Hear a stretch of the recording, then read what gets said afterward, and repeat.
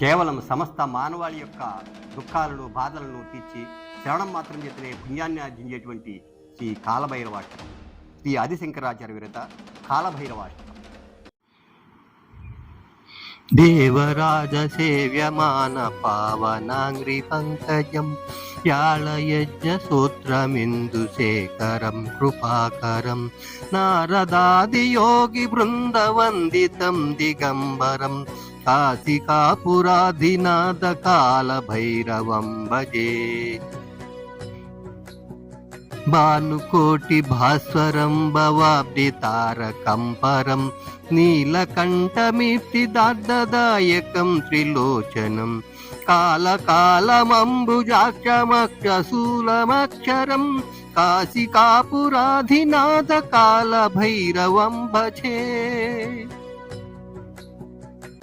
శూలటంకపాసదండపాణిమాదికారణం శ్యామకాయమాదిదేవమక్షరం నిరామయం భీమవిక్రమం ప్రభుం విచిత్రతాండవ ప్రియం కాశికాపురాధినాథ కాలభైరవం భజే.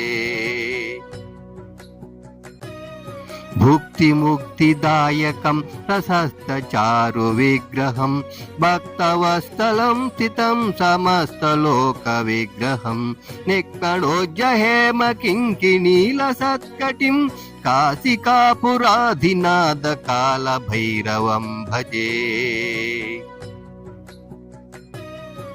ధర్మసేతుపాలకం తద్ధర్మమార్గనాశకం కర్మపాశమోచకం సుశర్మదాయకం విభుం స్వర్ణవర్ణకేశపాశోభితాంగ నిర్మలం కాశికాపురాధినాథ కాలభైరవం భజే.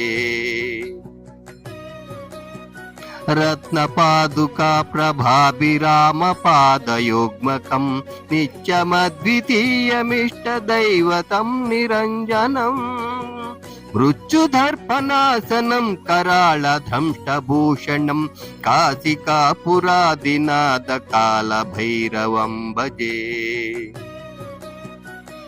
अट्टहास भिन्न पद्मजाण्डकोश संस्थितिं दृष्टिपात नष्ट पापजालमुग्रशासनम् अष्टसिद्धिदायकं कपालमालिकाधरं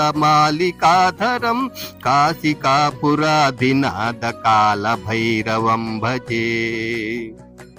भूतसंगनायकं विशालकीर्तिदायकं काशीवासिलोकपुण्यपापशोधकं विभुं नीतिमार्गकोवितं पुरातनं जगत्पतिं काशिकापुराधिनाथ कालभैरवं भजे. कालभैरवाष्टकं पठन्ति ये मनोहरं ज्ञानमुक्तिसाधनं विचित्रपुण्यवर्धनं शोकमोहदैन्यलोभकोपतापनाशनं ते प्रयान्ति कालभैरवाङ्घ्रि सन्निधिं ध्रुवम्. जय श्री कालभैरवाय नमः.